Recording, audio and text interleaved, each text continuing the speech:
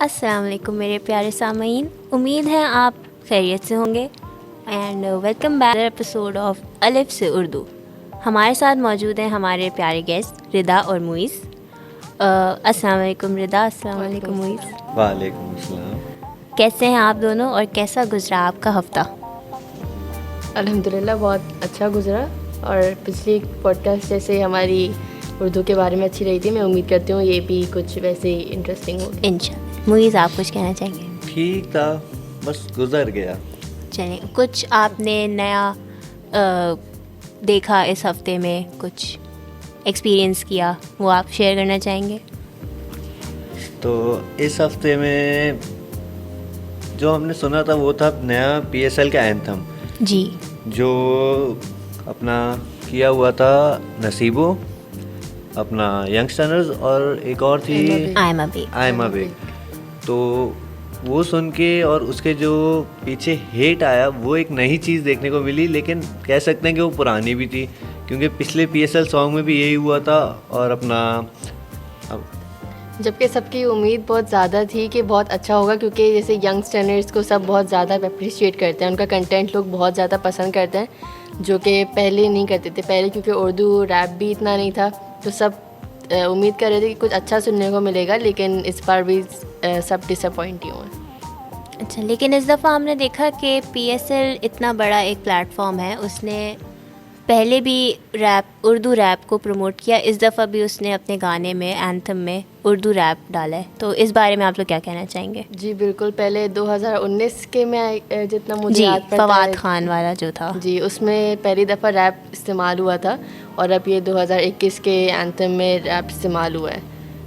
तो मुइज़, आप कुछ तो कहना चाहेंगे? मैं कहना चाहूँगा कि 2019 में जो रैप इनिशिएट किया था वो था यंग देसी, लेकिन अगर आप उर्दू रैप को देखें तो वो शुरू होता है कोई 1990 से, जब बोहेमिया एक पाकिस्तानी रैपर जो अमेरिकन बेस्ड हिप हॉप पर है वहाँ से शुरू हुआ था। लेकिन अब पीएसएल जो है, पीएसएल का एंथम में आपको 3 बंदे दिखते हैं, ठीक है, एक नसीबुल्लाल, आयमा बेग और यंगस्टर्स। अब यंगस्टर्स की जो कैटेगरी है वो इन दोनों से डिफरेंट है।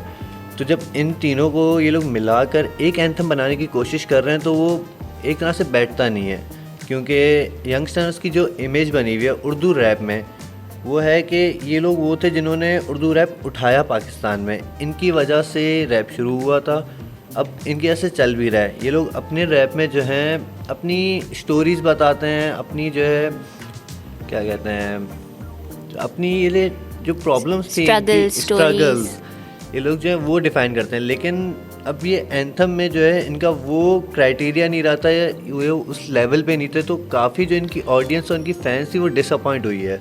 मुझे लगता है कि रैप जो है वो एक बहुत स्पेसिफिक ऑडियंस को पसंद आता है, हर किसी को रैप नहीं पसंद आता और सुनते भी लोग इतना नहीं है।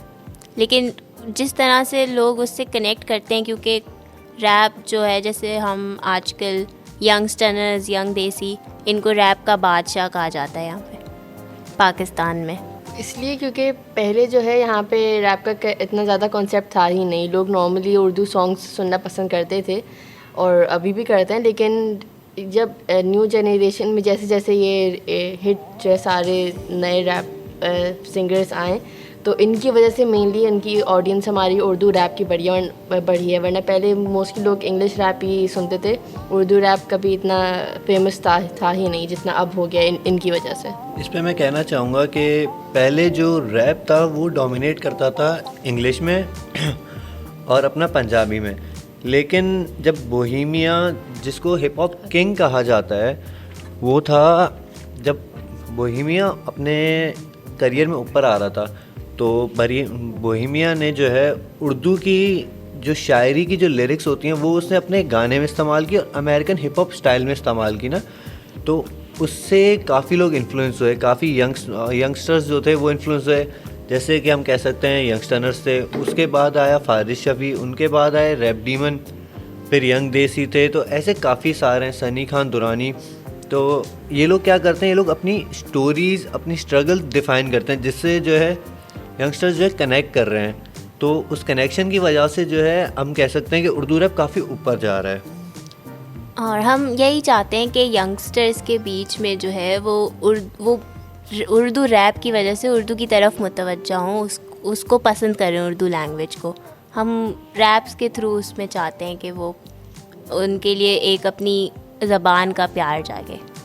वो तो ऑलरेडी हो रहा है, क्योंकि लोग जैसे इन्होंने बोला कि अपनी स्ट्रगल स्टोरी वो लोग उसमें बयान करते हैं, तो लोग सारी सी बातें उससे रिलेट कर रहे हैं। इस वजह से ऑलरेडी यूथ में उर्दू रैप जो है बहुत आगे जा रहा है। हाँ, और हम जब रैप सुनते हैं तो हमें ऐसा लगता है कि कोई एक हम कहानी सुन रहे हैं, जैसे या तो किसी की स्ट्रगल की कहानी सुनते हैं या फिर किसी की अधूरी मोहब्बत की कहानी सुनते हैं, तो एक तरीके से हम उसकी लाइफ स्टोरी जान रहे हैं। आपको क्या कहना चाहेंगे आप इस पे? मैं आपसे एग्री कर सकता हूँ, क्योंकि यंगस्टर्स को मैं फॉलो करता हूँ, सनी खान दुरानी को करता हूँ, तो इनके कुछ सॉन्ग्स हैं जो काफ़ी अच्छे लगे हैं। जैसे कि यंगस्टर्स का गुमान था, सनी खान दुरानी का ला हासिल था। ला हासिल में उसने अपनी एक दोस्त से बिछड़ने की, अपने अब्बू से बिछड़ने की, उनसे बात करने की जो उसके दिल की कैफियत थी वो उसने बयान की है, जो कि मुझे काफ़ी पसंद आया था, क्योंकि लोग ये चीज़ें बाहर नहीं लाते। लेकिन ये वो आर्टिस्ट हैं जो लोगों से कनेक्ट करते हैं अपनी फीलिंग्स को बाहर लाकर, जो कि काफ़ी अच्छी चीज़ है। इसी तरह सॉन्ग आया था यंगस्टर्स का बल्ली और मैं, उसके अंदर भी उसने सारा कंटेंट जो है पूरा सामने रख दिया था कि मतलब सारा ड्रग्स रिलेटेड पूरी स्टोरी जो उसके दोस्त की थी, ऑल्दो वी डोंट नो कि वो मेडअप स्टोरी थी या फिर एक्चुअल स्टोरी थी उसके दोस्त की, लेकिन पूरा उसने सामने हर चीज़ पूरे गाने में स्टोरी में उसने बयान किया, जबकि it might not have been safe for him, but उसने फिर भी सब कुछ गाने में हमें अपने ऑडियंस को सुनाया। अच्छा, आपको नहीं लगता कि आर्टिस्ट के पास जो है वो अल्फाज की एक पावर होती है जो वो इन्फ्लुएंस करते हैं फिर उससे? जी बिल्कुल होती है, इसी वजह से जो है उनके पास ऑडियंस बिल्डअप होती है। जब तक उनके पास अल्फाज का ख़जाना नहीं होगा जिससे वो ऑडियंस अट्रैक्ट कर सकें, जब तो अगर वो नहीं होगा तो जब जितना भी अच्छा गाना हो जाए उनको ऑडियंस नहीं मिलेगी। कोई चाहे उर्दू रैप हो या इंग्लिश रैप हो, कोई सुनना पसंद नहीं करेगा। और हम अगर रैप की इमर्जेंस की बात करें, उर्दू रैप की, तो हम पहले ये देखते थे कि मोस्टली क्योंकि उर्दू और हिंदी गाने हम जब सुनते हैं तो वो लिरिकल या म्यूज़िकल होते हैं। अब जब से रैप का ट्रेंड शुरू हुआ है तो हम ये देखते हैं कि अब मोस्टली हर गाने के बीच में कोई ना कोई रैप की वर्ड्स आ रही होती है।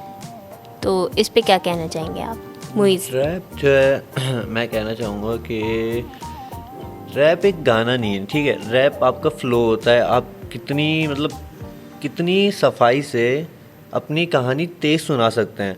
अब जैसे तेज़ भी नहीं, मतलब कितनी सफाई से आप उसको एक फ़्लो देते हैं, ठीक है।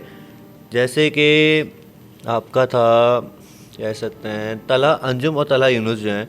अब तला अंजुम का जो है फ़्लो अच्छा है लेकिन उसमें तेज़ी नहीं है, ठीक है, लेकिन लोगों को वो पसंद आता है। क्यों? क्योंकि उसका जो अल्फाज जिस तरह वो इस्तेमाल करता है उसका जो है ना वो काफ़ी अच्छा है। लेकिन तला यूनुस को अगर देखें तो उसका फ़्लो अच्छा है, वो ज़्यादा तेज़ है। तो इसी तरह कह सकते हैं कि डिपेंड करता है कि आप किस तरह इस्तेमाल कर रहे हैं, और गानों के बीच में लाना भी डिपेंड करता है, क्योंकि हर जगह हर चीज़ अच्छी नहीं लगती। आप एक शायरी में रैप डाल दोगे तो वो पसंद नहीं आएगी, क्योंकि शायरी में फ़्लो होना चाहिए, तेज़गी नहीं चाहिए। तो ऐसे ठहराव होता है एक शायरी में, ठहराव जो होता है ना वो एक ज़रूरी चीज़ है शायरी में, तो उसमें रैप पसंद नहीं आएगा। अब रैप में आप शायरी डाल दो तो वो भी किसी को नहीं पसंद आएगी। एक रैप सुनने वाला बोलेगा कि यार मेरे को शायरी नहीं सुननी, शायरी सुननी होती मैं शायरी जाके सुनता, मैं रैप क्यों सुन रहा हूँ। तो ऐसे डिपेंड करता है। जी बिल्कुल। और बस यही कहना चाहेंगे अपनी यूथ से कि आप लोग अपनी ज़बान को अपनाने की कोशिश करें, और उर्दू रैप एक उसका ज़रिया बनता है कि आप अपनी लैंग्वेज को प्रमोट कर रहे हैं। मुइज़, रिदा, कुछ एंडिंग नोट्स आप लोग देना चाहेंगे? नहीं, मेरे ख्याल से आपने जो कहा बिल्कुल दुरुस्त कहा कि जैसे हम नॉर्मली उर्दू सॉन्ग्स या फिर ऐसा म्यूज़िक सुनना पसंद करते हैं, इस तरह रैप को भी एक ज़रिया बनाना चाहिए इसको प्रमोट करने का। जिस तरह उर्दू लिटरेचर और पोइट्री वगैरह इस्तेमाल होती है उर्दू प्रमोट करने के लिए।